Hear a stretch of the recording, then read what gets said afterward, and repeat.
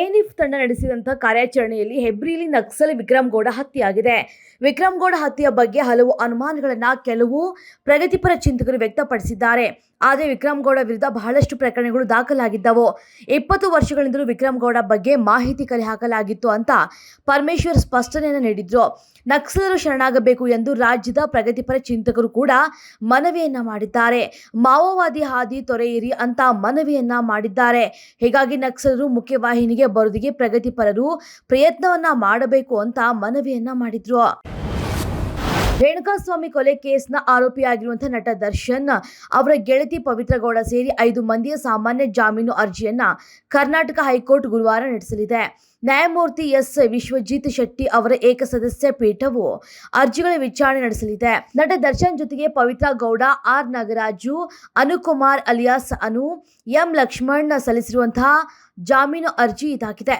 ಒಂದು ವೇಳೆ ಜಾಮೀನು ಮಂಜೂರು ಆದರೆ ನಟ ದರ್ಶನ್ಗೆ ದೊಡ್ಡ ರಿಲೀಫ್ ಸಿಗಲಿದೆ. ಜಾಗತಿಕ ಸಮುದಾಯಕ್ಕೆ ಅನನ್ಯ ಸೇವೆ, ದಕ್ಷ ನಾಯಕತ್ವ ಹಾಗೂ ಉಭಯ ದೇಶಗಳ ನಡುವಿನ ಬಾಂಧವ್ಯ ವೃದ್ಧಿಗೆ ಅಪಾರ ಕೊಡುಗೆ ನೀಡಿದ್ದಕ್ಕಾಗಿ ಪ್ರಧಾನಿ ನರೇಂದ್ರ ಮೋದಿ ಗಯಾನಾದ ಅತ್ಯುನ್ನತ ರಾಷ್ಟ್ರೀಯ ಪ್ರಶಸ್ತಿ ದಿ ಆರ್ಡರ್ ಆಫ್ ಎಕ್ಸಲೆನ್ಸ್ಗೆ ಭಾಜನರಾಗಿದ್ದಾರೆ.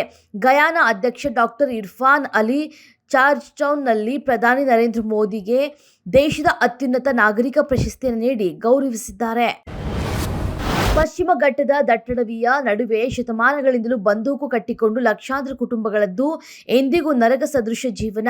ಸ್ವಾತಂತ್ರ್ಯದ ಅಮೃತ ಮಹೋತ್ಸವದ ಹೊತ್ತಿನಲ್ಲೂ ನಾಗರಿಕ ಸವಲತ್ತುಗಳೇ ಇಲ್ಲದ ಸಾವಿರಾರು ಕುಟುಂಬಗಳಿವೆ ಎಂಬುದೇ ಅಚ್ಚರಿ.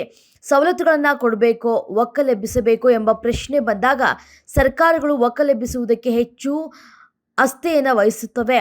ಆದರೆ ನೆಲ ಬಿಟ್ಟು ಹೋಗೋದಕ್ಕೆ ಮನಸ್ಸು ಮಾಡದ ಕುಟುಂಬಗಳು ಸರ್ಕಾರಗಳಿಗೂ ಅತೀವ ನಿರ್ಲಕ್ಷ್ಯವನ್ನ ತಾಳಿವೆ. ಹೀಗಾಗಿ ಇಂದಿಗೂ ಕೂಡ ದಟ್ಟಡವಿಯ ನಡುವಿನ ಬಡ ಕುಟುಂಬಗಳಿಗೆ ನಾಗರಿಕ ಸೌಲಭ್ಯದ ದಾರಿದ್ರ್ಯ ಎದ್ದು ಕಾಣುತ್ತಿದೆ.